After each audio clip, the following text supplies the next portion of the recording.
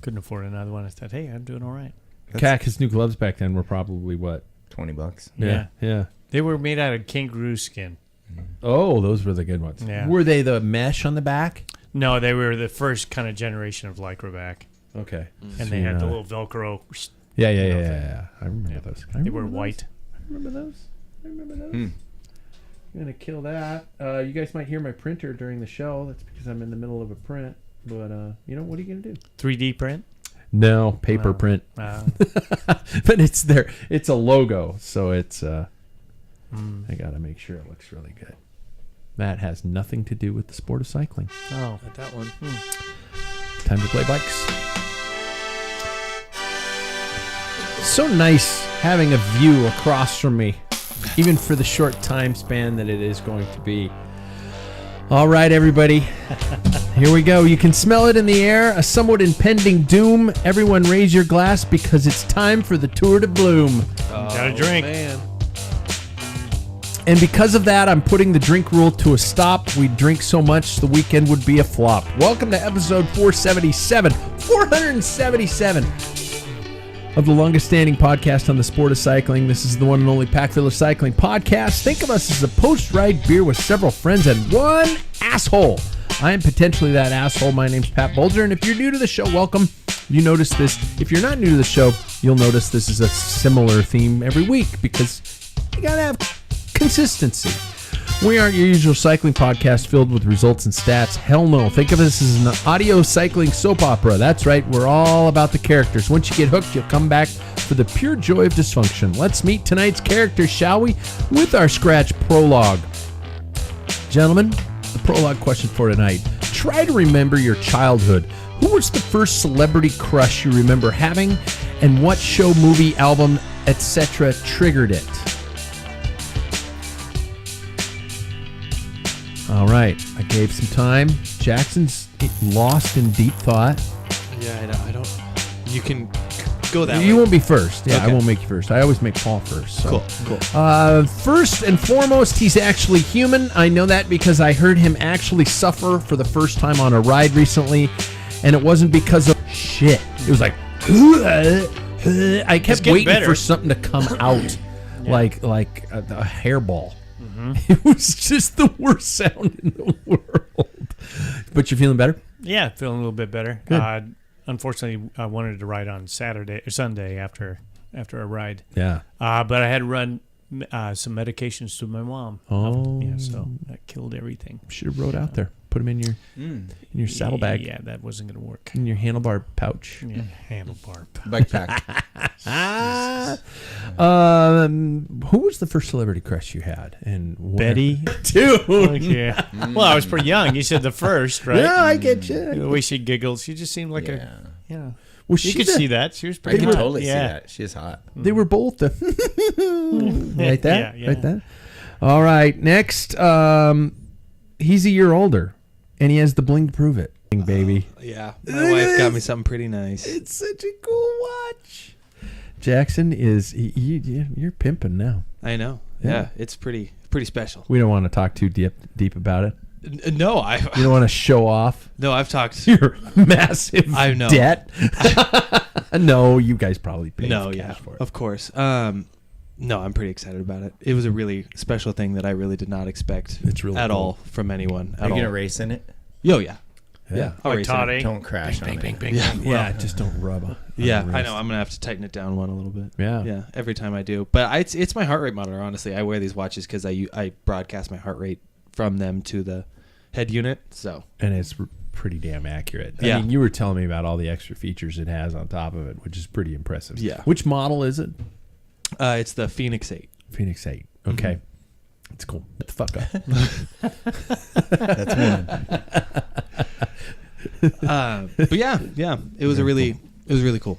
Who was your first celebrity crush, and what setting was it from? I feel like first celebrity crush is always fairly cartoon related, because Really? you're younger. Yeah. Okay. I used to really like watching Star Wars: The Clone Wars Okay. when I was younger, and Ahsoka Tano. Is that the one with the funky head thing? No, not the alien, right? Yeah, it is. Okay, Uh-huh. white and something. Yeah, like hair, but I it's think not so. hair. Yeah. Okay. Yeah. That's the first thing I could really think hair of. that looks like my sweater. Yeah. Yeah. Okay. Yeah. There we go. Yeah. That's your visual reference, everybody. Yum. Okay, that's adorable. That's adorable. Yeah. You guys are all adorable. He's not here yet because he's still at work. But my introduction for him, and I need to say it, is he's still an asshole when he's tired. Mr. Sam Waples. I had a moment on the ride this weekend where I was ahead of him on a climb. And I was far enough ahead of him that I was planning on getting off the bike and pretending like I'd been waiting for a long time, which is what Sam always does to me. And so I'm up there, I'm waiting on the side of the road, leaning against the top tube, looking at my fingernails. He comes around the corner, and what does he do? He stops with a mechanical, and all you guys stop alongside him. So it's just this, it completely washed my moment of joy. And I was really pissed at him because I had a moment to get back at him. And then he came by later, and I was just like going, hey, Sam, whatever. Dude pulled like a beast this weekend, though. I do have to say that. So there we go. Lame-ass mechanical. Next introduction, he's back, and his nuts are nowhere near the bar. Welcome back to the show, Mr. Jack Broadhead. How are you, man? I'm good. Remember when you put your nuts on my bar? I don't. Put them I don't. right there, there? right in Oh. here. Salty nuts. Are they okay? No, I Yeah. totally forgot. Yeah. Yeah. They were Yeah. peanuts or cashews. I'm glad I had a it might have been a mix. lasting impression on you. Yeah, I think we titled the episode Everlasting. "Nuts on the Bar." Nuts on the bar. I'll have to look that back up. Yeah, Yeah. Okay. there you go. How are you? How you been, man? I'm good. Long time. Yep. We've, we text and you show me pictures of food, but that's pretty much it. I'm gonna come do a race with you. Yeah. Wait, you are? Your race. Oh, well, you're not racing with me, but anyway. So, who was your celebrity crush, man? Marianne on Gilligan's Island. Gilligan's Island? That was- Totally. She is the best. Yeah. You were either Marianne or you were a ginger. And I don't know any yeah. ginger people, do you? No. No. We're not Everybody talking like about Marianne. redheads here. No, No. we're talking about who people like ginger. Yeah. Yeah. She was too over the top. She was. She was. Jackson has no idea what we're talking about. She just Yeah. seemed a little bit just like, oh, I'm so beautiful all the time, and it's like, Kind of like Betty versus Wilma. Yeah, yeah. Very similar. Yeah. Yeah. you think Wilma thought of herself as I sexy? think. Well, she She's a little- was a ginger. I don't. Yeah. Well, now Yeah. now we're going into a horrible loop I know. of some Yeah, sort yeah, about yeah. this. I know. Me, I'm in the middle of a full week off the bike, and I'm not sure I like it. My name's Pat Bolger, and mine, I can't believe nobody said this, was Farrah Fawcett. I just gestured like our president. You had a was poster. Farrah Fawcett. Yeah, my dad bought me the poster, which makes me wonder, Which Hey, one? The one that she's the in her one in piece front of the that- blanket. Yeah. The one in front of The red one piece. Yeah, Yeah. yeah. The most simplistic. We all know poster. that one. I mean, Yeah. most of us know that It one. was Yeah. cold. I'm just It surprised it was wasn't cold handed, in the picture. hasn't been handed down to Jackson. Well, No, that's I don't think personal it. possession. It didn't make it No. for no particular Was it college? reason. No, it didn't even make it. Out Past of his out of the grade 10th school grade. years. Out of the bathroom? Yeah. Oh. There we go. Well, technically, there might be people out there who don't know who Jack is, but he hasn't been on the show for a bit. But I'll sum up. He, like many of us, our other writers on the show, used to be faster and can't seem to take the hint in terms of finding another sport to move on and spend our money with. Jack, how has your cycling life been? Oh, well, it's been better than past years. Yeah. Yeah, I'm afraid of failure, so I'm trying to. I January 31st I bought my USAC license. February 1st I got on the trainer. I've been riding like 5 days a week since then, every week. Some outside rides, but 5 days on the trainer. The weekends are my weakest riding time for some reason. That's Like so weird. I know. Like I get busy with the yard or honeydews, but before I go to work every day I ride. Wow. So I'm just trying to get back into shape. You are training for. Well, just the season, but the main objective right now is 24 hours of Riverside. my Hey, little yeah, bell? Well, do tell us about this race, 24 hours. Yes. Well, Yes. apparently there's a bunch of mountain bikers, and Yeah. they all go to Riverside State Park in Spokane, and some are on teams, and they kind of just sit back and wait for their turn. But Gee, I wonder when that's happening. Yes. I think it's Geez, Pat, do you know anybody who's affiliated with this? No, event? it could be. I bet they're damn sexy people, whoever Yeah. is in charge of Yeah. putting on that race. Yeah. This would be a good time to plug it, maybe. Yeah. Is it over Memorial Day weekend? I think Yes, so. yeah. In Spokane, Washington. And website is 24hoursofriverside.com. I think that's the one I signed up for. 4 hours of Yeah. riverside.com. Yeah, we're still accepting. They are still accepting entrance, and your entry fee gets 2 nights of camping. It gets food galore. It gets all kinds of great stuff. So yeah, it's a good time. Pretty It's a good excited. time. Yeah. Well, cool, man. Jackson and Paul, talk to me about your feelings on your fitness going into this very likely biggest race weekend we have of the year. Who's feeling it? I'm going to get more into detail in terms of things, but how would you rate it in terms of preparedness going in? For me, personally, I don't really know if there's anything else I can do. I think last weekend on our ride over the weekend, I was saying that I was probably next to Sam for 80% of the ride. Yeah, which I would agree. Yeah, which is not typical me type of riding. So, I mean, with that and how my form feels right now, I think I'll be as ready as I'll ever be. But I'm not putting too much pressure on myself. So. All right. Paul, you're the guy who's been in love with this race ever since it was just a little pup. Yes. You know, and you believed in it from day one. And I still do. You do. And it is now, by the way, it is on Pro Cycling Stats on their calendar. Mm-hmm. I was just like, wait, what? Yeah. You know, I don't know. We It's a just haven't UCI seen race. anything. Yeah. Mm-hmm. This UCI is for the women or both the men and women? I don't know about the men. I know for sure Yeah. the women. Yeah. That's it's awesome. huge. How are you feeling going in, man? You know, when you ride 2 to 3 days a week and you get sick the week before, I'm just gonna go and have fun, and hopefully it works out. Right It's just on. the way it goes. Um, I'm excited. I mean, still excited. This is what I like to do. I like bike racing, so yeah. I'm looking forward to it. I felt so good this past weekend on that Saturday ride. I honestly almost just threw my bike into the dumpster when I got home because I'm like, it won't get any better than that. That's it. Just quit. Just hang them up. Call it good. Race legs aren't super quick. We had our first weeknight race last week. My attack seemed to take a lot out of me. I would accelerate off the front and be like, and then get caught really quickly. And that was how I lost the main break. Jackson, how did the racing go? How do you feel going in? Racing last week went pretty well. There were only 2 of us, so it was myself and Sam, and so we kind of went into it with the attitude that I would also have to follow some of the attacks, which is not, the number one plan, but it was what it was. And I got away, and I stayed away for quite a few laps, and it was just another kind of like indication to me that I'm able to race because of the training. I'm able to race in different types of ways, which made me really, really happy to see. But it came down to the sprint, and then I came away with 5th after a lot of Sam and I arging and barging and dodging multiple crashing opportunities. Came away with that, so I was really happy with that. Yeah. So sprint legs are there, long range attack legs are there, so I'm, like I said, about as good as I'll be right now. Yeah, no, absolutely. You got to take what the cards you're dealt with at this point in time. So what I kind of want to talk about this, and Jack, you kind of you're not going obviously to Bloom, but you can talk about like the prep for this race, for the 24 and stuff like that. I'm not racing Bloom this weekend. Actually, at first it was looking at it, I was going, wow, I can't be there Friday. I'd get there, Saturday morning, some of a thing like that. And so I was like, I'm paying for a time trial and a crit and a road race that I'll barely hold on to.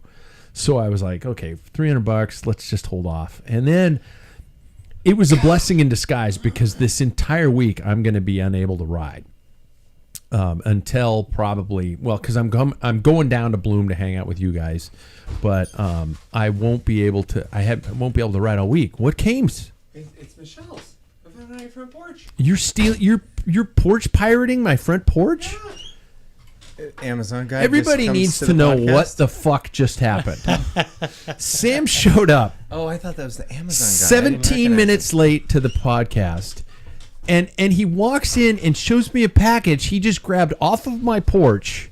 And then he walked out of the studio. I'm here. What are you?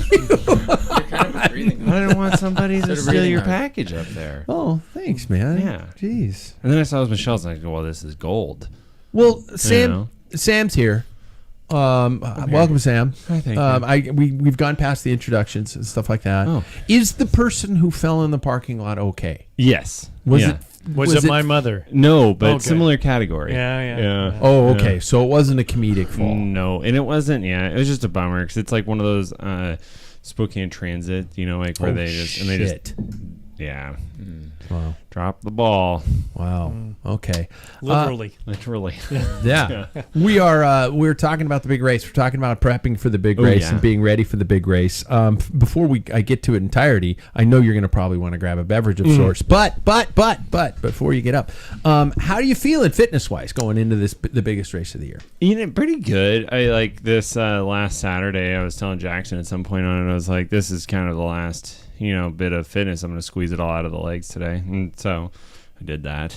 But yeah, so I'm feeling pretty good. I wish that this week was less chaotic and I could get like a couple of openers. I might be able to get out on the bike tomorrow, but I think it's going to pretty much be the start line for me. Was your bike really in need of repair on the ride on Saturday when I was clearly waiting up the road for you in a cocky pose, showing off? You came around the corner like, oh, my Hey. bike is broken. Yeah. No, it wasn't even that. I literally just stopped to take a gel and take a piss. You dick. I know. Yeah, and then I saw you waiting up there, and I'm like, oh, I'm ruining his moment. You did ruin that my was moment. on me. I know. I did not mean to do that. Yeah. I think Well, now you know the truth. Yeah. Yeah. So I'm not going to accept Yeah, you were this. just faster than me, and so I stopped. he quit. He quit. Quit. Threw his bike Yeah. in the dumpster. Yeah.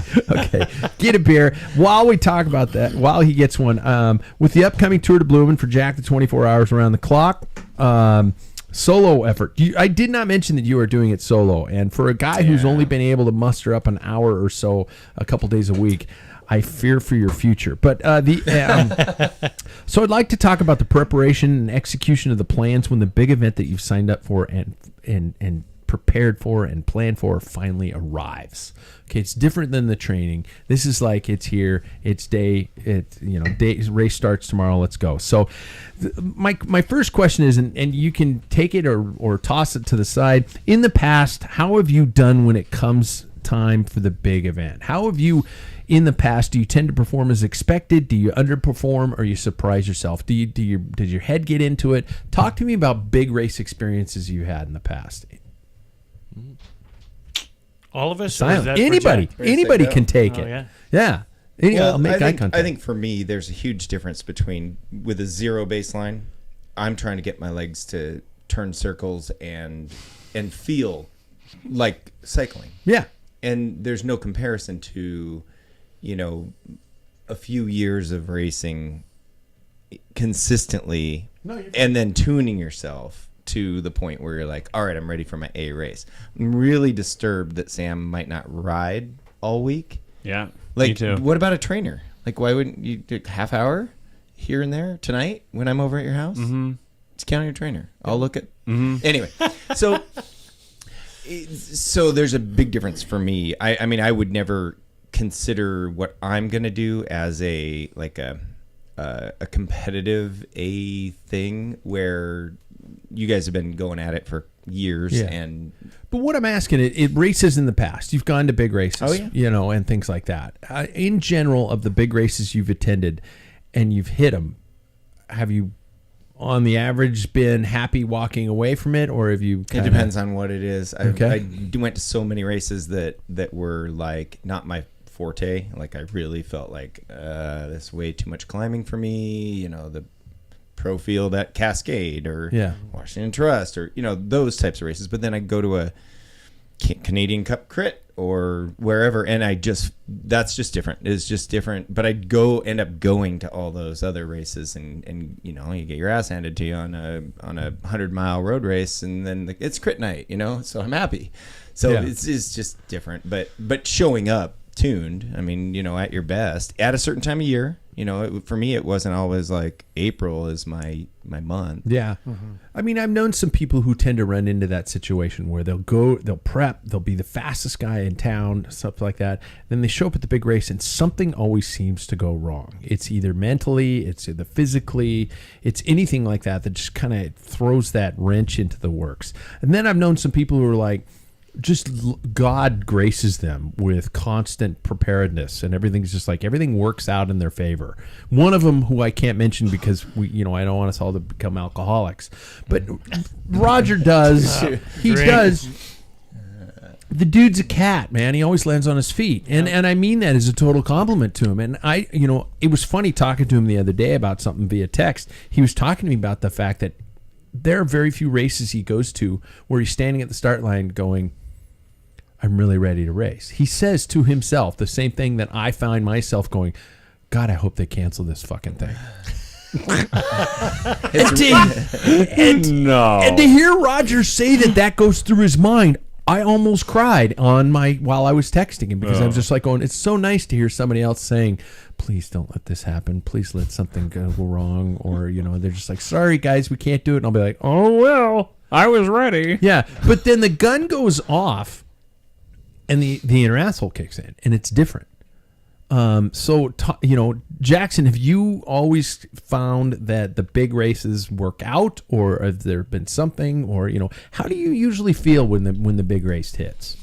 I used to put a lot of pressure on myself when the big race came. I would always think that, God, you got to do so well, and if you don't do well, why'd you even come out here? And that was like 2 or 3 years ago, but now I'm just kind of like in the mood to see what happens. If I have the ability and God graces me with those, like diamond leg type of days, then so be it. But usually when the day comes, I'm able to I get really nervous. Yeah. But once that the gun goes off, it all just kind of washes away, and I'm able to just focus on the race. And usually it has gone well. Yeah. So, Paul, you mentioned nervousness in a previous show about how, these bigger races, it hits you from farther out.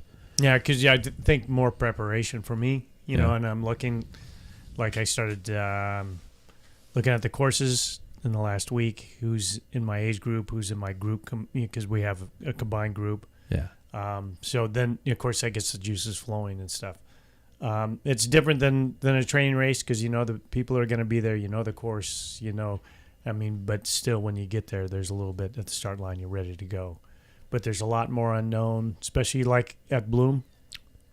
The Bloom rule is off for tonight, but we can drink when we want to.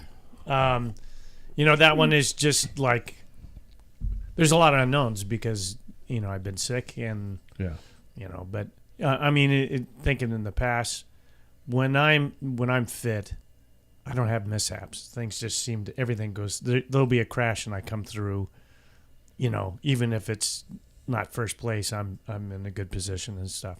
But when you are a little bit out of fitness and stuff, it seems like shit happens all the time. It's just like, God, I got a flat, or I got, caught up behind a crash, and, I don't know why, but when you're fit, you just seem to everything works and goes your way. So Roger must be eternally fit. Yeah. Well, I think that's very much the case. How do you guys handle nervousness? How do you deal with it? Is there I lock myself away and just listen to music? Do I shout at ones I love? Do I kick the dog? Do I... Sounds like a bunch of country songs. Yeah, right? Yeah. I mean, how do you guys handle the nerves? I don't think I get nervous really anymore. Really? I think I've just done it enough. I've always said the day you don't get nervous is the day you should be nervous. Yeah, I probably should be nervous a lot. Yeah. But yeah, like a couple weeks ago when I did that gravel, event, like my friend's like, man, my heart rate is so high right now. Yeah. And I'm like, oh. And he's like, what's your heart rate? And I look down, I'm like, 56.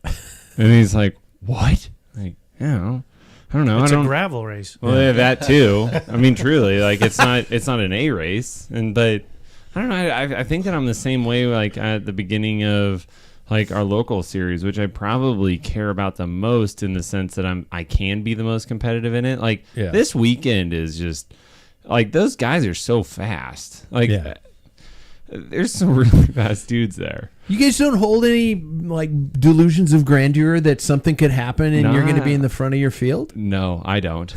I don't. Like, because if I somehow, like, I mean, the uphill time trial rules both of us out. Yeah, that's rough on us. Yeah, it is. And then like everybody at this table. Yeah, I agree. I agree. But then David, could do well at it, and that could make our lives really hard for the last day. Yeah. If he was in a competitive position, which is totally.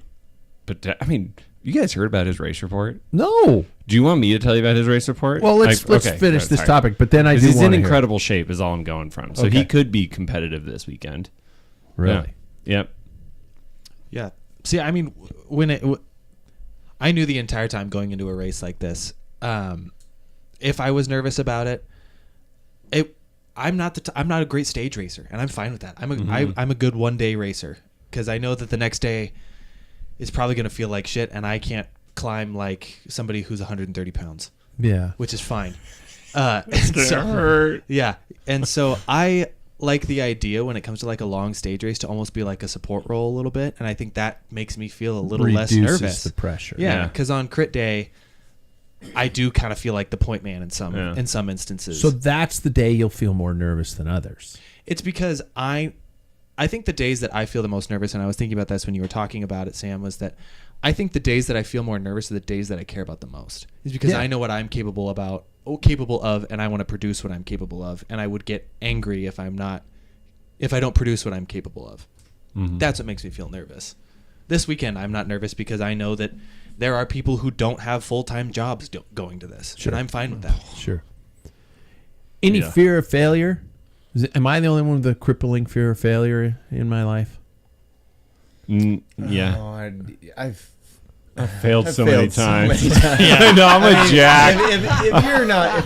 If you've raced bikes for any length of time at any level, higher level, there's months where you get your ass handed to you. Your good time is very limited. Yeah, it's a week. But everybody strives for that week, and the guy that's going, months and months and months, you got to question what's going on with that guy, and it's turned out true in some aspects. You're like, oh, well, that explains it, but where, sometimes you just have to adjust and make your time.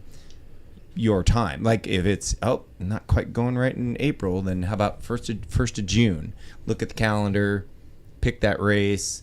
April is now sacrificial to June. Not like, okay, April's over now. What do I do? I'm just like, okay, if I'm not like Paul, if you show up to Bloom and you're like, well, that was good, great training. What's in June? Because I was sick in April. You got to adjust in this sport. It's constant. Yeah, you can't think about failing. Yeah, what are you going to quit for the rest of the season? Yeah. For me, it's like I'm at the stage where it's not that like back in my 20s. It was everything. That was my life. Tears. It's everything in my life was geared towards that. Now I love doing it, and I still get the same joy that I get before, but I'm racing for a belt buckle. That's cool. Like, it's like for me, it's more the challenge. Like, whether I have the physical ability because I was sick or not, I know each stage already. I've done all but the last stage. I've never done that one, so I've picked it apart. In my mind, I looked at everything. Wind direction, who's there. I know, like 4 or 5 guys that are in their capabilities in my group, and those are going to be my mark, and because I know how they race. That's how I have to race every stage. Those are my marks. I know where to position myself depending on the wind or the terrain or whatever, and that's how I race. So you're a detail guy. I used to not be, but I got my ass kicked all the time. I thought I don't have the talent of everybody else, so I got to come up with a different. I like this so much, I got to figure out another way. I didn't know that the registration sites listed all the riders in the event until I knew Paul. Recent Paul, but I didn't. I don't think I've checked the weather very often of a race until the day of. I don't think I have really paid an outward attention to the course dynamics. I have no effing clue which way the wind is blowing on race day unless I stuck my finger in the air. All this stuff. You know how many people on team A are there, how many people on team B are there, who on team A has won what race, who on team B has done well, and all those kind of things. That's impressive. And I'm not saying that what I'm doing is right, because it's not. Does anybody else in the room pay attention to those details to that extent? Sam shook his head on an audio podcast. I think that I have, once you're in a stage race, and there's been a couple of weekend stage races back in the day when I used to do a 3-stage 2-day race. That I was in the lead role and I was in a podium position, and then you're doing all the research on guys you need to watch, people that are close to you, but that's the extent of how calculated I've been. Yeah. I think I'm a little bit more detail oriented in the daily plans. I'm the type of guy that wants to know his role and know what everybody else's role is probably going to be. Sure. A tactical plan. I like to know that stuff. Yeah. Last Thursday, I kept trying to bring up what are we doing? What's going on? Yeah. How are we doing this? And even during the race, I would bring it up as well. But course information is something that I don't study, but I know about.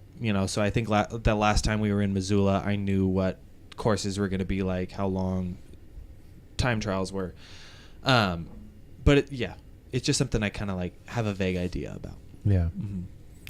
Any kind of rituals you guys follow on race weekends? Like food, how early you wake up before a race to fuel, how, what kind of specific rules do you stick to when it comes to a weekend like this? I only had rituals for crits. You did? Everything else was fuel, poop, and show up on time. But Doppio Espresso, an hour's worth of riding prior to the crit. Hour worth of riding before the crit? Show up sweaty. And I hate to go to running, but if I went to do a fast 5K, I'd have 5K running in before I'd show up to the 5K run. Because and it's not zone fast. 2 kind of thing. Yeah, and maybe a couple pickups, but I'd just get out and ride, maybe show up, get on my rollers. I mean, I'm kind of sweaty showing up to the line, but not hard, never got. Yeah. But it was all that. It was kind of if I didn't do that, then I wasn't being serious for that event. But my road race was just okay, we'll just.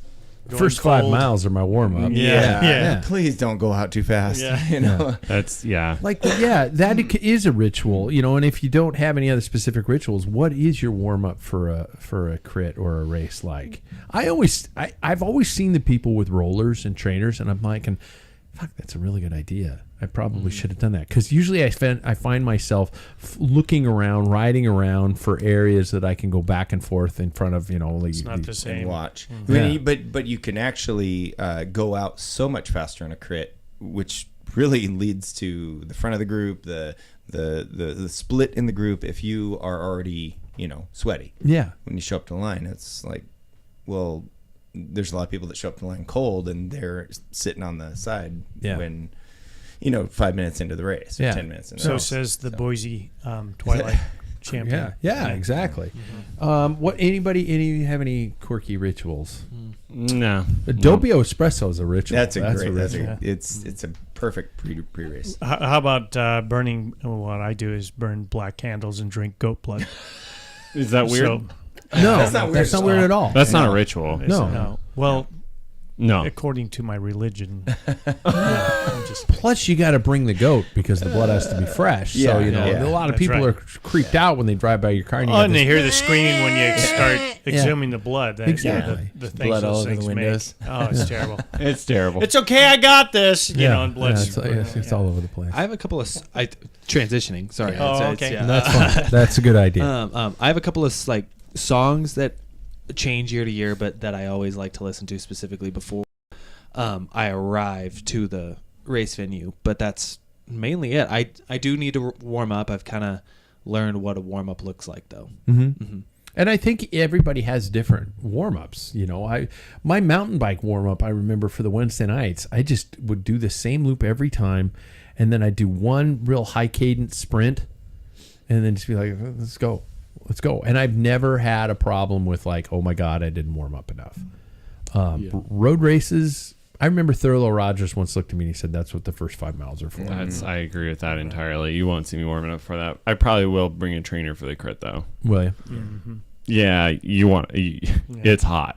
That first really? 15 minutes is strong. It's a mental thing too. Yeah. It if is. If you are cold in the beginning of a crit and you're like, this is so fucking hard, you just you end up sucking in the back and maybe getting dropped, maybe getting pulled. I've been in both positions where it's like there's a difference between being on the front and being in the back.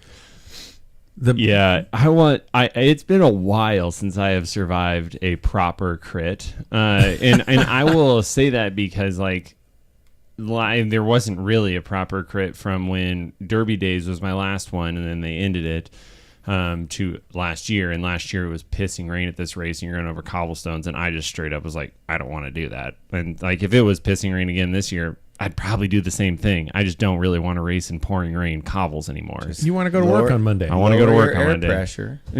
No. Back in the day, I wouldn't even thought about it. I'd been like, screw it. If I crash through corner 3, it is what it is. But now I'm like, God, I really don't want to break my bike and break my body. And that is the crit you need to be out in front. Exactly. Yes. You need ball, it's like you're breaking away off the line. Absolutely. In that crit. Absolutely. And so that's why it's like my goal for this year for the crit is I want to be there at the end for the crit. Like it's a hard crit. Really? It's a hard crit. Very fast. That uphill downhill combo. Uphill you can get your momentum if you do it right. If you do it right, that's the problem. If you get pinched, you lose all your momentum. That's You're why you doing stay up 600 front. watts like that. Jack says. Yeah. Totally. If you're up front, those guys are penning the line. Everybody else is trying to move up, right, going into that hill. It's like and bad lines, and you're pause. Sometimes that top 10, you have such a slingshot to the near front every single time. It's like your effort is so much less. I'm thinking Volunteer Park. I'm thinking, God, what's the other one that's just, Seward Park. Seward Park, Italian Days.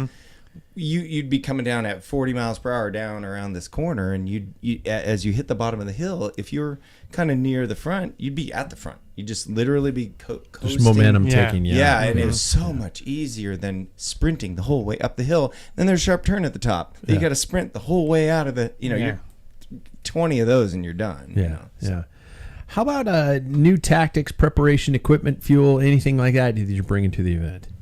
Anything new that you've incorporated into your regime since the last big race? I guess Paul and Sam, but I glue on some new tubulars. You did glue them on. Oh yeah, good job. I'm bringing Jackson. You're bringing Jackson. Yeah, that's a new tool. One, yeah. I'll grab that tire from you maybe one of these days, whenever. Yep. Yeah. I finally got it. Disc brakes. Oh really? Yeah. Man, this is the first time I'm doing it. Yeah. So, I think last year, honestly, going to EPO really prepped me. Well, yeah, just like you have to be like in that crit. That corner 1 is so hard. Like you have got to just trust that you're in the pack, and everybody's going to stay upright. Because if you try to chop the corner, you're going to get cut, and if you try to swing too wide on the outside, you're going to get cut. Pinched. You have to. Yep. There is like only 2 max 3 people that can fit through that corner, max. And like you just have to trust the person next to you that it's all staying together and being smooth. If you're one of those that like move up but hit your brakes, move up and hit your brakes, that's not helping either. Yeah. It's tough. It's a tough crit. So I think last year when I was just trying to survive, honestly, I think that prepped me mentally for this weekend. So I think that's a new tactic. But you went into EPO with a little bit of a higher expectation, did you not? Kinda, just because it was unknown. That the pond getting that much bigger, and then this one it surprises me how. I don't want to say lackluster, but how lucid you are about the entire experience. You're just kind of like going, yeah, man, whatever happens, happens. Yeah, because realistically, and I talked to you about this. I don't know if it was on Saturday or whatever, but I said I've always put the pressure on myself to like perform and like really get some sort of result out of every situation. And I kind of feel like I got that last year. Okay. And I feel like I went to the best of my abilities last year and I got out what I wanted. And this year I'm like, I know what my abilities are and I know I can meet them. But if I don't, in a situation like this, hey, I was around and I'm going to be flying when we come back to Spokane. Yeah. You know, I think that's what my mentality is for this weekend, because I know that these people are coming with like full lead out trains and full teams. And so it's like, it's just such a different caliber that I'm okay if I don't win everything now. Mm-hmm. You're going to be flying coming out of the weekend. I'm going to be flubbing coming out of this weekend because I'm very likely going to find myself a place. I'm going to be Norm in the beer garden, I think, this weekend. And speaking of that, do you guys? This is a big weekend. The crit happens Saturday night. The next day you've got a big road race. Are we, I will be trapped. Who's going to be imbibing? Who's going to imbibe? Do you imbibe on big weekends like this, or you're like, oh no, I'm sticking to this. I'm living like a fucking monk. I am going to follow the rules. I'm going to bed at 8. I'm up at 4. I got to eat my food at least 3 hours before the race starts. I got to weigh it. I mean, not that serious, but you know, that kind of stuff. I will likely be shit-faced at that crit. Okay. You want to know what? You want to know what's really great about our races, though, Sam? Yeah. They start at 1 p.m. That's what I'm saying. Most of them start at 1 p.m. I was so we can sleep hungover last year on Sunday. I For the woke up road and I race. was thinking, there's no way. And by 1, I was good. I'm going to do it again, run it back. Oh, youth. Right? Yeah. I would be like 1 meaning the month 1. Like I'd be going to be okay in January. Yeah. See, my plan, however, is a little bit different from Sam's. I think like you can imbibe with like A little recovery nip. with a barrier, Yeah, you know? yeah. Yeah. Like I could have 1 or 2 and be like, all right, I will be on the barrier with a beer in my hand screaming at the pros. That's Yeah. what. right, That's the only barrier. right. But I think that's what I'll do. Yeah. Just so I know, and this has really no bearing for the podcast. People don't really know. I'm driving over and I'm going to document you guys as much as humanly possible. What time is your crit? 5:20. 5 Oh, I got all the time in the world. And it's 45 minutes. It's a fast one. And the Goes day, way quick. what time's your race, Paul? I think mine's around noon, Okay. my crit. Okay. Really? And it's a TT in the morning, right? Yeah. Yep. Yeah. One of Uphill the first. first. What time? I didn't even know what time it is. It's That's- like 9 in the morning. Okay. Yeah. I will not be there for the TT. It's a Yeah. boring one. Yeah. I might even just ride to the start. I did But it's it not last really time. a TT. It's a mass start, Yeah. like 4.5 uphill Oh, it is? race. Yeah, it's a mass start. It's not Jesus. individual. Strike Is it- 4 wait, of wait, why I wait. shouldn't be It's, there. it's legitimately every category is starting. I don't think it no, is. No, Probably no. waves. Your category goes Yeah, off at exactly. the same time. Yeah, But it's a mass start. A mass start. You're Yep. not. I'm planning on just sticking it at a number perfect. on my computer and just riding to the top. Yep. I'm not like I'll probably ride to the start Yeah. and then ride home from Well, there. go there sweating. Yeah. Well, that's You might win. Sam, you mentioned it though. Like that's the stage where 6'3", 6'4", I'm 170 and up is not the range to be. I'm going to doing finish that. to be there that night. My Yeah. strategy is different because our group, because we're old and crusty, we don't get timed.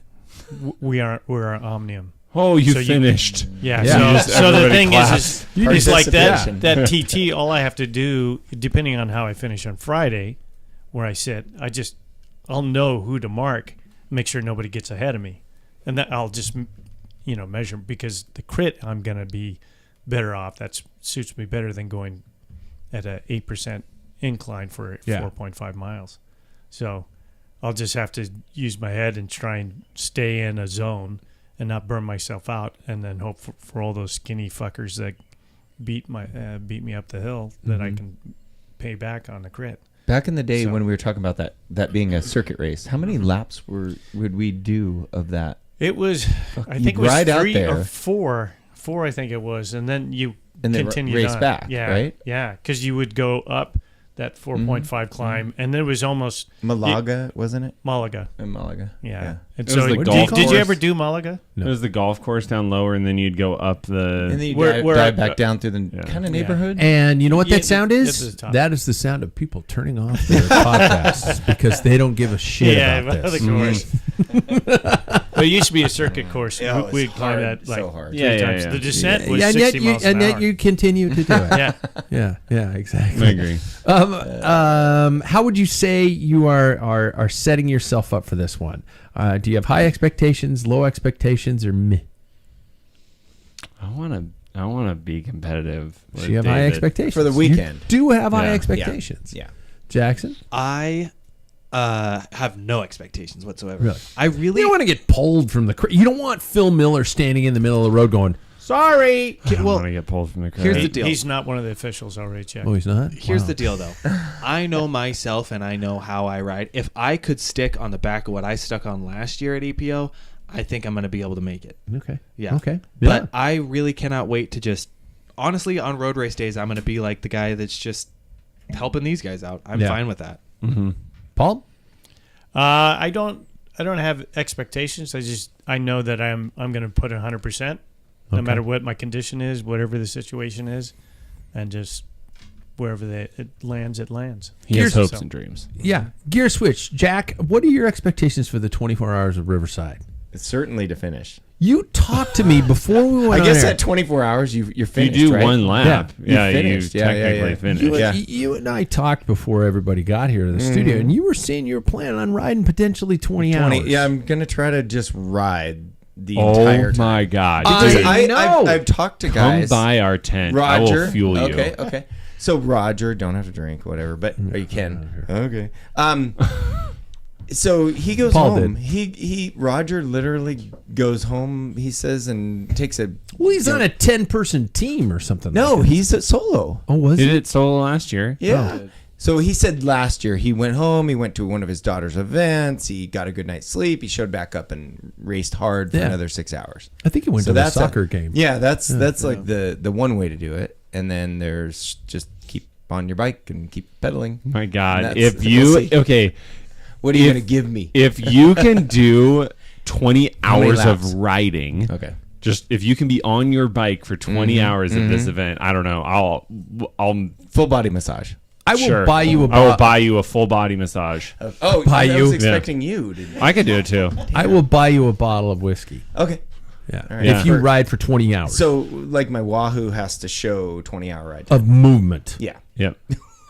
Yeah, it has to be. Yeah, it has to be moving time of 20 And hours. I'm not talking about It's back not and the, forth in like- your Yeah, tent. yeah. I got a trailer. So set that shit for auto pause. Turn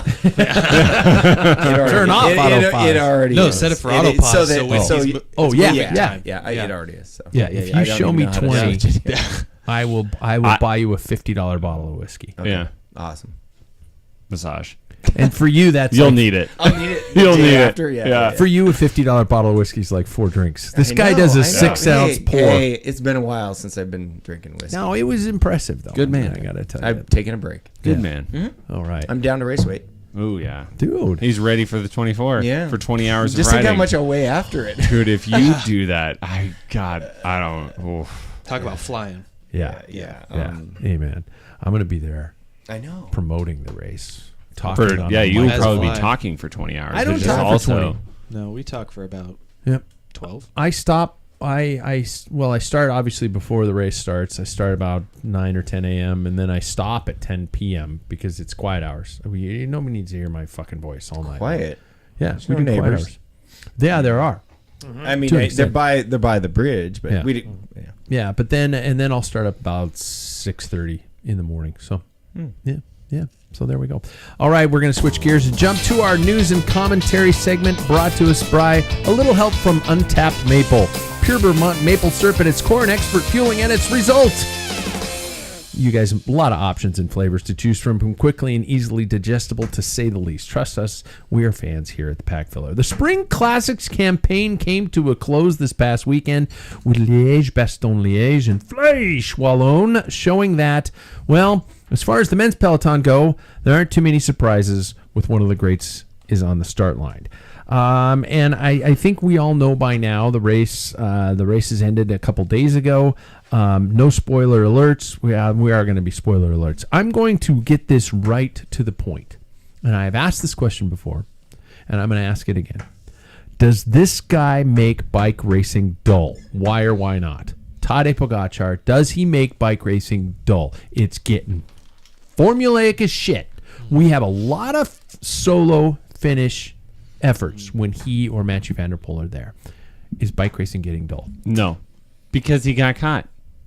He got caught by Amstel. Remco. It doesn't always work. You know, like that showed That's that like 1 out of 5,000 times. Still, it just goes to show how impressive it is when he is doing it. That's wild. Like the fact that he can run away from everybody. Because yeah, 2 of those guys, really, Remco worked at it, and he was able to pull him in. You know. So then, on that same extent, I would almost say like, what? Is Remco making racing boring too? You know, when he was doing like big events and when he won the gold medal in the Olympics and exactly. You know, I mean, it's very impressive. Yeah, I say no. Okay. Anybody else? But he does ride a very exciting style. So he goes long. He goes early. He almost announces it. He does announce it. So he has baller. announced it. Yeah, so that's added an element we haven't seen in years, and I don't even think Eddie Merckx was that flamboyant when it came to I didn't think he was. announcements of Yeah, I mean, he just rode people off his wheel, Yeah, but that's I what he mean, did. it just seems like Tadej's just added an exciting element, and it may not last forever. Jackson, you're on the same page? Yeah, I don't think it's boring because I think what we really need to recognize is the fact that this is historic. What's really happening is witnessing history. And I bring up the Messi Ronaldo conversation all the time, but I think a lot of people in that conversation have talked about how like so many people argue about like the difference between is this better, who's better, what have they done is better, to a point where they can't relish the fact that what we're witnessing is something we will never witness for the rest of our lives.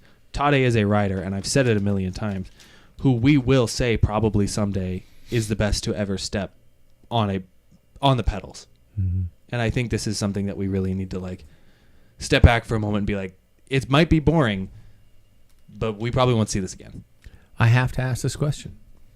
Is this a fairy tale, or do we have reasons to potentially be skeptical? We, as bike racing fans, have put out our hand and had our hand slapped.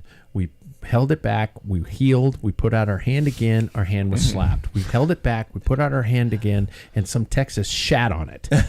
Yeah. And then slapped it. And then slapped it. Yeah. Against your own face. Yeah, exactly. Yeah. With the shit on it. We've been fucked so many times in this sport. Do you even, I'm not accusing anybody of anything here, but in the back of your mind, do you ever have that, you remember me? It's all bullshit. Or do you just follow along with the fantasy until the bubble gets popped? Anybody? I think that I have questioned it before, but on that same note, it is not impossible to think that, some rando dude, like if you look at his upbringing through the sport and everything, the guy's been doing amazing since he was 18. Yeah. He is, legendary. Like I was watching some YouTube clip on like some of his early races, and it's like the guy has been incredible for a long time. It's not like he's just dominant now, and it's like, oh, how did Tadej get so good? It's like, no, he's been doing this since he stepped onto the stage. So I don't know. I think he's just a generational talent, like Jackson's saying. There's a whole bunch of things that have to align to get somebody to that level. Your athletic abilities, your opportunities, and I think he's just like gold star, right? Like he's had the athletic abilities, he got the opportunities. One thing and he about stayed him upright. is the field is very deep. I mean that he's beating. Any of these guys could be the GOAT of their generation. I think the Eddie Merckx generation, you had 5 other guys that really were competitive with him. Yeah. Giamondi. There's 10 guys that could win races, could win the classics, and are on the I listen to the lists every week, and everybody's got a guy that Pidcock could come close, you know. Yeah. But so the field's so deep, it just shows how really good he is. But he's also failed. He has failed, which is really he lost to Vindigo. He got caught by Remco recently. It's not like he's the one and only way out in front, and he's making it boring. I think he realized that there's other guys that maybe in July might beat him now that he's dominated the spring. You know, he does have Achilles heel, Mm-hmm. and that's warm weather. Yeah. And also fueling. So anytime he's not done really well, in Amstel Gold he was kind of suffering from hunger knocks, and then Paris-Roubaix, and then stage 11 when he lost the Tour. When Lombardi Jumbo in Visma. Worlds last year, I think he was dealing with that kind of cramping. And things like that. But he was able to get over it. He's got whatever that magic bottle is, bring it back. Yeah. There's something in there, but It scares me. Still, but those nevertheless, moments really show how human he is. yeah, but he he's- is human. And the he's Worlds, gotta- he's suffered big time. I mean, he never got more than a minute even for was it 50K? Yeah. That is some hard work. I was watching that thinking, you're gonna get caught. You're gonna Yeah. get caught. Nobody could catch him. But it's not like they weren't trying, and it's not like he wasn't trying. He left everything out, and I mean, it just shows that the depth of the field is amazing. So that makes it still exciting. It's and impressive. we got to keep in mind that when people are chasing too, it's not like they have. We'll use Amstel Gold. So you had Skelmoser and Remco. Mm-hmm. Those two. Skelmoser said, "I'm all done." Yep. And he had Yeah, Remco, and it took a while for him to get there because Skelmoser couldn't contribute. I just couldn't, and he thought he was third, but he made the right decision. So sometimes you have guys, even though there's three or four guys working really hard. There's always, and we've all raced. You've been in a break, somebody's holding back, and sometimes it's even you. You know what I mean? So it's not like these 4 guys or 3 guys are chasing him at 100% and he's going 100%. There's always that, fading back and forth and stuff. So the Worlds one was the one that blew me away at 50 seconds, and they couldn't close, and it wasn't going any direction. It just stayed there the whole time. Yeah. And that he suffered big time because there wasn't any It was break. the hardest individual time trial effort looking thing that Jackson, not to play the youth card, but you've been burned less than some of us. It's never entered your mind. I don't think about it too often. It's never even gone like, God, I hope not. No, I don't really think so, because I do see that human loss that he's had before. Yeah. And he's the type of rider who, if he really set his mind to it, he could probably go out and win every stage, like of a 3-week tour, and if he wanted to. But because he doesn't, or because he can't, he doesn't. There are certain mountaintop stages where he gets beat in a sprint by a pretty, shaky fitness Vingegaard after being out front for so many miles, last year on the tour. Yeah. And I'm really interested to see what the rest of the year looks like now, because I think that'll be if we're really questioning it, that'll be a teller. I do think he's probably going to go back and win the tour again. You do. I mean, I was going to ask that after this spring campaign. This has been an absolutely insane spring campaign. Matthew Van Der Poel's going, see you in the fall. Basically. He's going to be at the tour, it sounds like, but who knows for how long. Man. Yeah. So it's to be able to go under that intense season and then go into Grand Tour season. Holy shit. But he's skipping the Giro. Yep. He is. Yeah. And I think this is the type of year Paul, you and I have said it last year a lot, but last year was the year that I think solidified him as one of the greats. I think this year, if he wins the tour, will solidify him as the great. Yeah. Well, he's got to win 5. But I think in the current day and age, it's so I different. just think it's it just is different. different. I don't think it's really. It's like comparing, like LeBron and Jordan and like all the others that have come before, Wilt Chamberlain. All these guys were great in their own way, right? So I just think Wilt Chamberlain? yeah. With having babies. He was awesome. No, he was great. Okay. Didn't he get a 100-point game? Yeah, That's absolutely. what I would have picked. Yeah. You know, Okay. but I'm just saying, like in all sports, there's just you can't compare it. Like it was just a different game. Yeah, this generation he's different than everybody else, which is a bummer for all of those other guys that would have been amazing at any other time in their life. Oh, God. But- Did you guys see Pidcock's interview at the beginning of Liège? Yeah. He's like going, yeah. He got insulted that they asked him about. Yeah, to paraphrase, he's like going, I know who you're fucking talking about. Yeah, We like- know who you're talking about. I'm going Why to try you- and beat him. This is all I can do, man. Yeah. Yeah. I mean, and I'm paraphrasing it. Yeah, He yeah. wasn't being a dick. He was just like going, quit asking me. Yeah. Fuck. Yeah, I'm trying. How does it feel to get whooped every Yeah, time? yeah. It's like not great. Don't you think if something a little sketchy's going on, that everybody's doing it back to Lance? Don't you think there's the Yeah. top Yes. 10? So Yeah.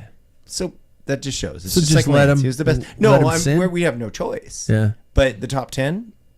Same with Lance's era. Yeah. I mean, Lance was the greatest of that era because of a lot of reasons, but everybody else was. So And you start to wonder, what does doping mean? What do you mean is dope? Like, you know what? anything unnatural you going know like what? Yeah, like is a vitamins. is a chamber in my house that is at the highest. It is the height 14,000 Yeah. feet. Yeah, the height of Mount Everest, for God's sake. Like, is that technically doping? Yeah, I read a conspiracy theory online today that talking about them and saying how they always go to these altitude training camps on these far away places, and it's like they're altitude training camps you could do 50 miles from your house, and the conspiracy theory is that they go to this place because WADA can't get to them, they can't test them on these remote islands of. You have to report. That's bullcrap. Yeah. You and have to they have report the- where you're at, and they will tap on your door. It's not like, oh shit, what is that? 200 miles? Forget it. You go ahead and do whatever you. That's Yeah. not right. And if anybody, that's a short memory because The flight of Chile. yeah, they will go anywhere. And Rasmussen, who lost the tour. Excuse me. You know, he lied about his location. Yeah. He said he was in Italy and he was in Mexico, and so I don't think these guys are going to gamble. Yeah. They have to report where they're going at every. And they have the the sport passports that has- they've been tracking Yep, everything exactly. for so many years. Yeah, biological passports and everything. These guys, no other sport does drug testing like cycling, for obvious reasons. Yeah. But you think of football. You've Oh, got gosh, 300 pounders doing a 4.740, Friggin' and you're Barry like, Bonds if you cranking hit them. me at 300 pounds, I mean, these guys are totally Yeah, juiced. I'm watching Saquon Barkley squat 600 Yeah, see? pounds. That's ridiculous. Yeah, their drug testing is nothing. Baseball, same thing. Yeah. If you pop positive in baseball in the major Like, leagues, don't do that They tell again. you personally that You silly goose. Stop that. Yeah, you stop it. it doesn't go bad. public. It doesn't go public. Yeah. They tell you pop positive, knock it off. Second time they tell the team. The third time it goes public, and then you get punished. So you get 3 strikes. And baseball, I guess. Yeah, that's where you makes go. sense. So, I mean, I think it's a hard thing. I wouldn't put it past something like this happening, but just sit back and enjoy it because we don't have any the way of any sport that's going to get caught if you're doing drugs is this sport. Yeah. But Yep. that doesn't mean that they're not trying. Yeah. So Yeah, it's marginal gains at this point. Don't say Every Always been. tiny little It's always bit. been Yeah. marginal gains. Yeah. always. So Silver bullet. to mildly switch gears before we start to approach the segments, I do have to mention the 7-Eleven tribute. I'm sure everybody's social media was just like, it's like you had a Slurpee dumped over your head. Every freaking network had it. There were pictures of the guys. They did the photo shoots that were similar to the posters from Paul and I remember, and Jack and I remember. Sorry, I keep forgetting we got Jeez, 3 I'm old. just as old as you. Yeah, that's why I keep forgetting. Then we got 3 old guys now. We outnumber them. that. Finally. I'm all used to it. Yeah. He's looking at his I'm cool double his watch. age. Looking at his cool watch. Yeah, Yeah. Poop. And the remakes and all these kind of stuff and the jerseys themselves and Uno X decided to make that kit happen. I'd like to know, did you guys think it was as cool as I did? did anybody else? I didn't see it. Oh, what? I don't do social. It was the race, though. They were in the break. They Uno X was in the 7-Eleven jersey. God. No. Yeah, they even had the bikes too. You know, Yeah, they had it painted. so the Eddie Merckx style paint job on the bike, great tribute. I don't like that bike. For some reason, I don't like handlebars coming out of the middle of the. Oh, you don't like the Ridley? Just not The really. Ridley. Okay. But I love the paint job. And They really the do. kit. Yeah, the kit was spot on. It's way better than their usual kit. yeah, I They thought should stick with that that one. Wish they'd stick with it. Uno X Mobility, I guess, owns quite but the parent company owns quite a few 7-Elevens in Is Norway. it Radio Shack Norway. too? Is No. Radio Shack okay? Because what's the Radio R Shack. on the side Right. of their on the Uno X in it's in a sub sponsor. okay, never mind. Yeah. No, it wasn't Radio Shack. There's Radio no Radio Shack's Shacks dead. anymore. Yeah. Yeah. I was thinking maybe Europe. It was still a thing. I would love to see. I remember there was a La Vie Claire tribute for a while there from like a continental level team that did it too, and I thought it was cool, and I thought what a great.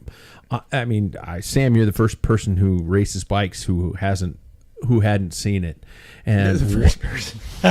you know the marketing that they did to make this happen was through the roof, and I can't imagine how much it cost, but I can only imagine that it was a pretty damn good return on investment because the amount of press they got. The amount of kits, the bikes, the cars that did in the team cars. I don't know. I didn't see What the race cars. was this at? Everything. It was in Liège. Yeah. How It did was- I miss that? It was in honor of Eddie Merckx's Rewatch. birthday. I'm gonna rewatch it. Yeah. Honor of Eddie Merckx's And birthday. Eddie Merckx was a really big part of 7-Eleven because they rode his bike. Yeah. And his son was on the team. I'll just send you a picture. Axel. Axel. And it was just, I mean, I can only imagine how great of a return it was. And it was fun. It was cool. I mean, I watched the race on Peacock, and of course Bob and Christian Vandeveld were on it. Both.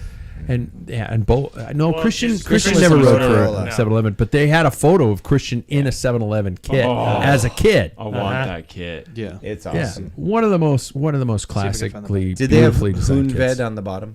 No, it was they had their 7-Eleven was, 7-Eleven, but then it had more didn't modern have that sponsors. on the side, no. Yeah, no, they're not using. Were they old Descent? sponsors. Descent No. clothing? No, just Come on. So it was a good weekend of racing, and I don't want to make the women's peloton a footnote, and I feel really bad because we got into this whole thing about Tade and all this types of stuff, and the amount of variety that we're seeing in the women's peloton it's the opposite of the men's. We're seeing a few amount of riders dominating the men's peloton, and in the women's it's just like bam, bam, bam, bam, bam. Who's going to do what? And I think it's going to be really interesting to see now that we're approaching stage race season with the women's Vuelta. Who's going to stop Demi Vollering? She didn't ride the proper luck wise, I guess I could say, in Liège. But Did you no, hear her interview? no. It's hard for me to say because I'm a guy, but she says I am a woman and hormonally I'm at a disadvantage. Oh. At this time. It's not the right time. Yeah, it's not the right time for yeah. it.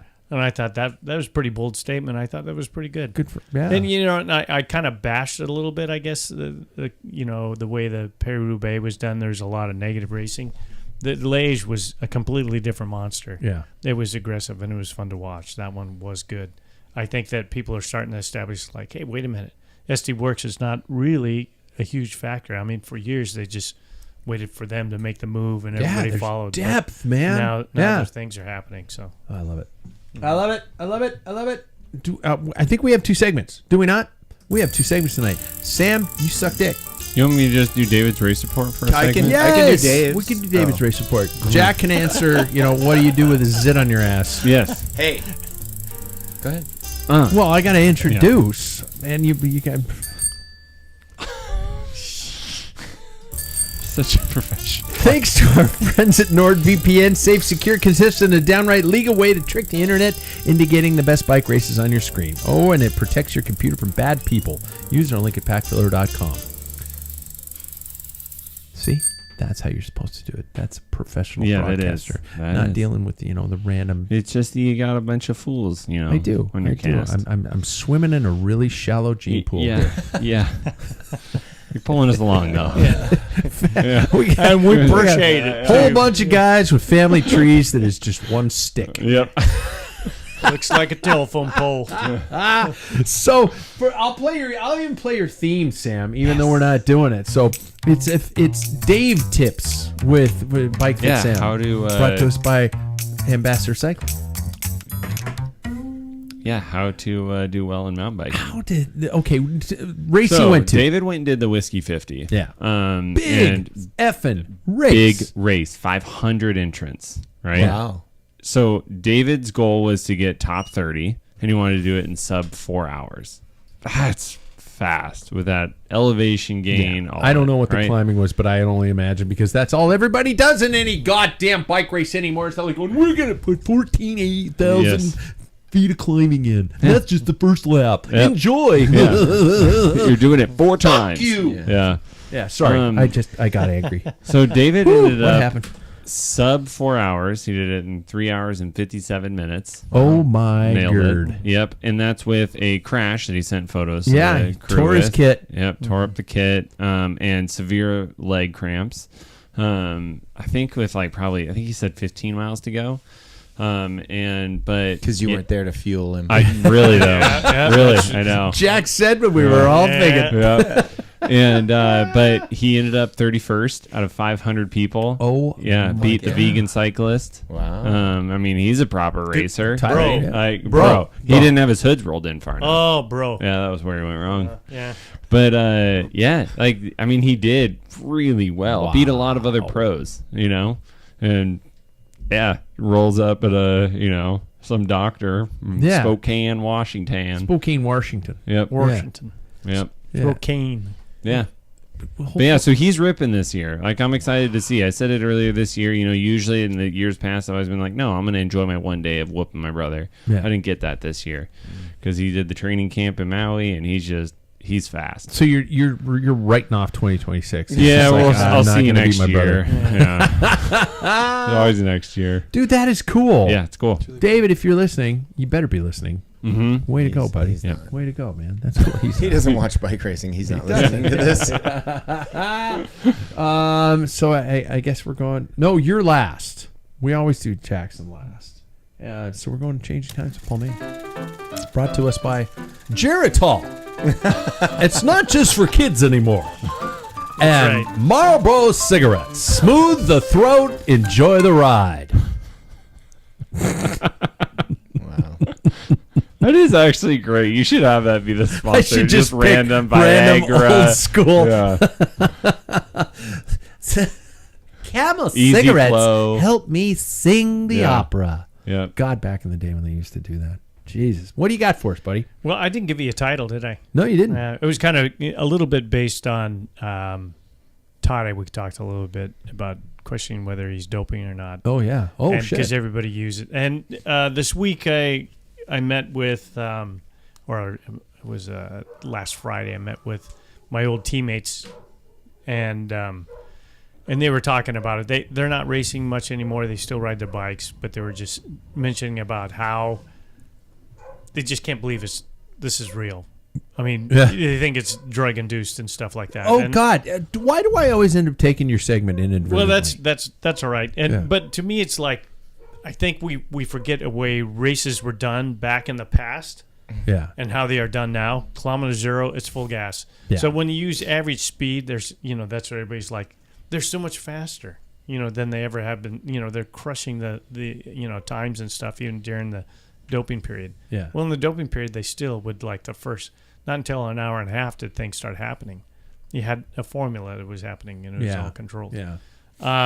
But I kept telling them, you have no idea when I'm 48 years old and when I'm 27 and on a steel bike with down tube shifters and everything, going up hatch, I shaved off at 48, here's 21 years later, I shave off a minute and a half going up a hill because I have modern equipment. Yeah. Things are so much lighter, the way that they respond and that type of thing. So I kind of And was you can curious. ingest carbs by drinking them now. Yeah, exactly. There's so many factors in the Long way chain amino acids. Yeah. What was that back in the 1970s? we just carbo load. Yeah. Yeah. Spaghetti. Spaghetti factory. But even if you're gonna use, like, I'm gonna use Paris-Roubaix because everybody's like, that was this last one in 2025 was the fastest ever, and the one before that was the fastest ever. Both Vanderpool. Yeah. And the one before that, well, anyway, started going back. So in number 16 was 1980. So you would think from 1980 to present time, we would have like the doping periods. Yeah. Nope. So that was Francisco Moser. By the way, that was the last time he won 3 in a row. Okay. Yeah. And then 96, Johan Museo. That was the trio Yeah. that won. But I won't go through all of them. But I will take you to, we have to find it, the top 5. So number 6 was Fabio Cancellara, 2013. I was Okay. there. That's why I mentioned that one. So the 5th place, Peter Post in 1964. The 5th fastest time of all times. So in other words, take your theories and stick them up your butt. Yeah, and so these guys back then, if you think what Peter Post was riding, he had like a 25-pound bike. Yeah. They had tubular 23C tires, box rims. Yeah. I mean, Steel they stem. No, I don't know. who knows? Everything. So then so Greg Van Avermaet was in 2017. Now we get into the teens now. But in 2017, and then we hit into the 20s, are the fastest. So the 3rd place was Dylan Van Barre in 2022. And then you have Vanderpool's. Think about the equipment. They're running 30C tires, low pressure. They have all this technology and stuff that's changing everything, where you have somebody like Tadej Pogačar being able to finish, which, somebody of that size wouldn't happen. I think the poo-pooing of just drugs because we have this time, we're not, adding on the equipment. Mm-hmm. And even Sam said last Thursday during the training race, that was one of the fastest training races he had in a long time. Here locally, our speeds are even getting higher. Why is that? Yeah. Well, I don't think anybody's doing drugs in Spokane, Washington. Been 11 years. I'm doped to the gills. 11 years since personally. we had a race that fast. Really? I got second on that whole lap. I had the second ever fastest time on that. You know who has the KOM? Who? David. Does he really? Yeah, 2014. So that just kind of Shithead. So we got to keep things. There's something happening outside of drugs. If here in Spokane, that was my point, is to bring it back there. If we're setting times that we've been on that course for a long, long time. So yeah. I mean, our equipment has a lot to do with Comfort it. So. equals speed. Yeah, exactly. Position equals Yeah. speed. Mm-hmm. All of these things that we didn't do in the past, they've figured out in a wind tunnel or a train. There's people that's smarter. And and Tade, when he attacked on Mur de Huy and the Flèche Wallonne, he stayed seated. Yeah. But that's his style. You don't see him get out of the saddle very often. And his position's a little bit forward. It works him. He runs 165 cranks. That's his recipe. It doesn't work for everybody. No. But at the top level, they're able to just test and test and test. How many pictures in Velo News are winning? Are they standing like they're doing weights in a gym? Yeah. I mean, their upper bodies are Compared to- huge compared to now. Yeah. So that was my... Let's just cool off on the doping thing. Okay. Yeah, cool. it. I never said doping. Until we find out. I it's never real. said doping. Yeah. I never said doping. I just said, are you concerned? Are you curious? Are you concerned? Yes. Better to be curious than judgmental. Mm-hmm. Thank you, Ted Lasso. The Cool Down with Jackson Bulger, sponsored by Garmin Watches. Actually sponsored by Jackson's wife. Yeah, seriously. Because she's cool. Yeah. I didn't spend that much money on Jackson. But speaking of you spending money on me, Did I predict? You did a little bit. Oh, wow. But so over the last weekend, I was very fortunate enough to get some pretty cool presents from my family members. One of the things I got was the another Garmin product was the Varia radar with the camera in the back though. And I used it on our first ride ever on Saturday, and Sam, you have just the radar without the camera. And there were a couple times throughout where you didn't say car back, you said, do you see that car? And I was like, this is weird being a part of the club almost, of just like having the... Oh, you have the same concept, Sam? Oh, Jesus. Yeah. For the people that don't know what the F he's talking about, it's a tail light that has a radar sensor. Yeah. You just said Garmin, Garia. Well, I said Varia radar. Yeah, there's a radar. But people might not know what you're talking about. Well, if anybody wants to know, there is a radar. Yeah. But anyways, it was one of those things where I was like, this is really cool that I can trust a piece of technology to like help me feel comfortable, help me feel safe out on the road. Are you watching it on your Wahoo? Yeah, so how it works on my Wahoo is it's paired together, and there's this little bar on the left-hand side, and it's green when there's no cars, and then there's genuinely like a little car icon that comes up and it turns orange, and then if it's going really fast, it'll be red. Yeah. If it's exceeding the speed limit, it goes red. Yeah. And so wow. When it passes you, though, it goes back to green, and the LEDs and everything turn off. And I felt like this was really cool. I felt safe. I also like the idea that it's recording me at all times. And that's the first time that I almost felt like a warm blanket on me to be like, you have something keeping you like safe a little bit. Yeah. Wow. And another topic that I have on this is that I also find it interesting that cycling is a place where we look at technology and we're like, we can't trust it, but every other place in our life, we look at technology and we're like, if we don't have it, everything else collapses. I just think it's interesting. However, we'll stick on the radars. Is there anything, whether it be technology, clothing, anything like that for you that makes you feel comfortable, or like there's a warm blanket for you, like wrapping around you on the road? Wow. Warm cookies. Is there like a piece though that like helps you feel safer? Yeah, the radar. Yeah. All jokes aside, I've said it for a while. Like I feel like I made fun of people back in the day for having that thing, and then I got it, and I'd feel naked now if I don't have it. Like it does not. No shit. Oh, really? It's huge because like we're riding and we're going pretty hard, and I'm like, are you? Yeah, like you're aware there's a car that's coming up behind us. Yeah. Just because it's like we can stay here but move towards me. Yeah. See, I am so old school that I'm just like, look over your shoulder, asshole, or something like that. But then you've got, There are multiple times for me, though, where I'm like, oh, shit, I didn't even hear that. There are moments where I can't hear the car. And it's like, whoa, shit, far, sorry. That is so far back that it picks them up. Yeah. That it gives you so much time to then like move over.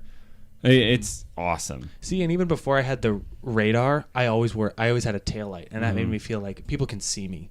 Yeah. And that even helped make me feel more comfortable. Yeah. Wow. If I'm riding alone, I'm wearing headphones and I can't hear shit. Yeah. But if I'm riding with people, I don't wear them. Mm-hmm. And I have ridden with people, one particular person out on where I'm living out now, that's got that, and like Sam's. And I've called it out. I've called the car out before I heard his Garmin go off. Oh, I hate the beep. I don't turn on the beep. I kind of have something changes in the air, the sixth sonic sense. waves. Yeah. It's a sixth sense. Yeah. And I know there's a car, and I'll look back, and sure enough, there's a car. I'll call a car, and then I hear his Garmin. I mean, it's not every time, but it's quite often. Mm-hmm. By the way, can the entire world do me a small favor and turn off the beeps? Turn off the beeps. Please turn off the beeps. We were sitting there at the coffee shop beforehand, and there were other people that were around, and we were all just standing there. It's like beep, beep, beep, beep, beep, beep. And I had to be sure because it was the first time I'd ever used it. I was like, "Is that mine?" Yeah. Like, please tell me I turned it off. I understand you're trying to be safe. It's really fucking annoying for the rest of us. It is. It drives me crazy. Absolutely lunacy. Paul is gonna. I want to hear Paul's answer. Well, on I this want to hear. Is there something like that helps you feel safe? Yeah. It isn't that, and I think we, like Jack, I think from years of riding, I don't know what it is. You pick up weird sounds or something. I call it a sixth sense. But it's there is times I get sixth cut sense. off guard, and that's usually when I'm flapping the gums. Yeah. But, as a general rule, there isn't. And I don't ride in the middle of the road, that type of thing, but just using that. But something that brings me comfort, and it sounds stupid, is good tires. The tires are the most important. I have to rely on fast descents around corners, that type of thing. And I swear by the tires I use because I've had nothing but great success.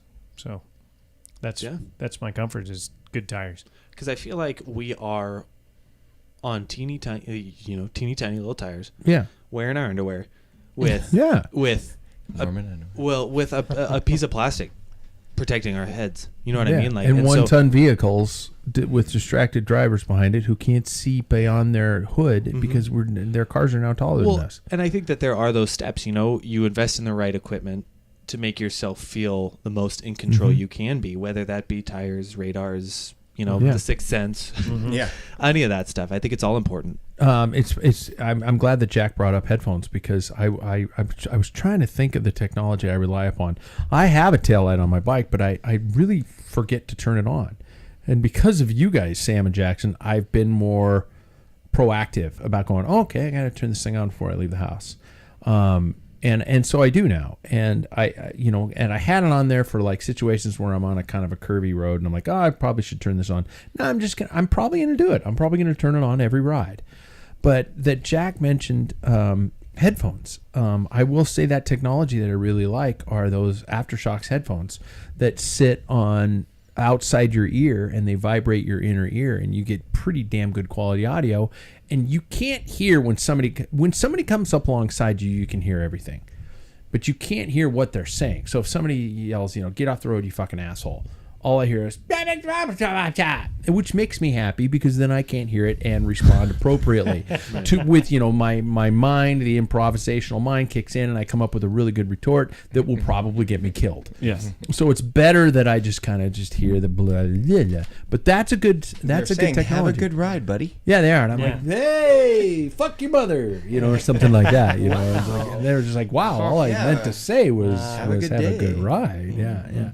But that's a technology I rely on. An honorable mention for me, sorry not to keep it going here, but that we were talking about my watch earlier. There are incident detection things that immediately say I hit the ground hard enough. Yeah. This is going to call my wife and emergency services if necessary. Sam, you crashed when we were on that ride last year, and your wife called you within minutes. Yeah. That's cool. Yeah, it's really cool.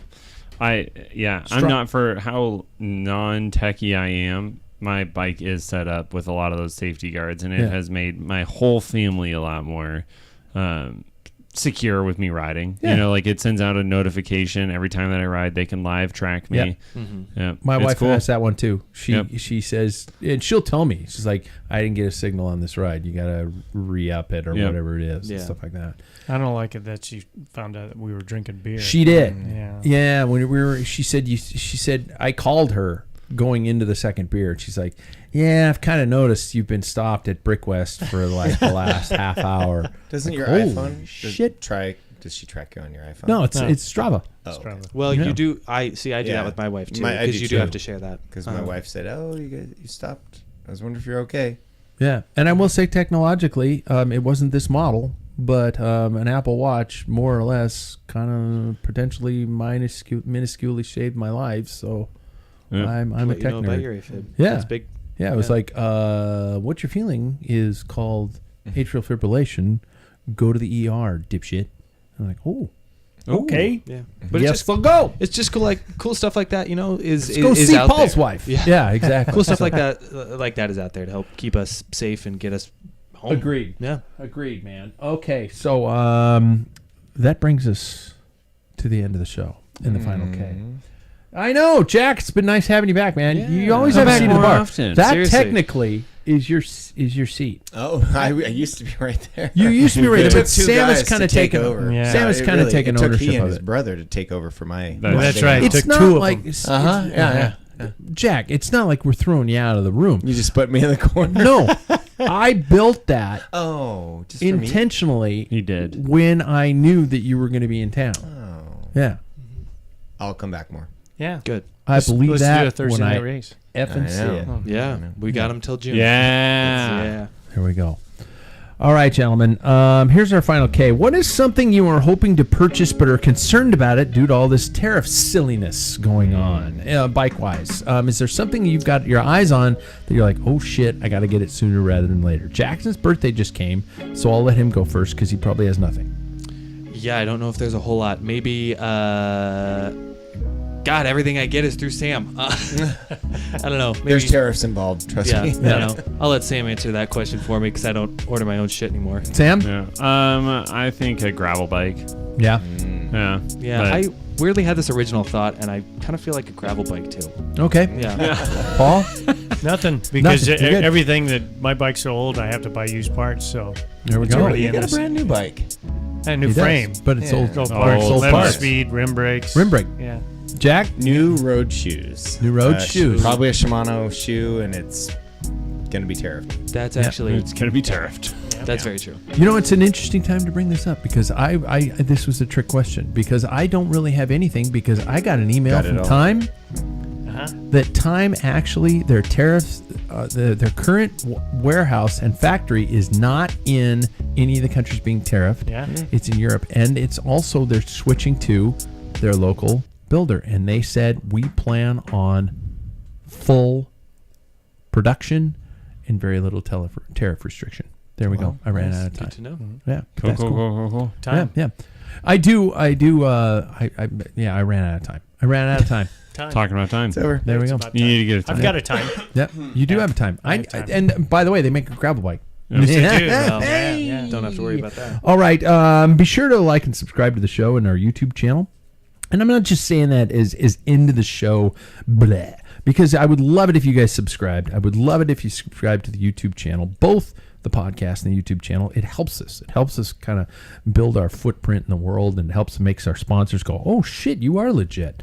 Okay, and pop us a review every now and then on whatever platform you want. Check out the website, the blogazine, as well as regular updates on that keep coming up. And I come think out I'm for due. 24. Yeah, there we go. Come on There. out to the 24 There hours we of go. Riverside. Race with all of us. Yes, absolutely, and you will hear Jackson and my sultry tones. You will. for at least part of the time. Then I'll yell at you to dismount. In my whining. And Yeah. Jack will come And by you'll every see Jack time. for 20 hours. Jack will come by every lap going. No, it won't be that fast. Yeah, okay. It'll be longer. And, yeah, just like that.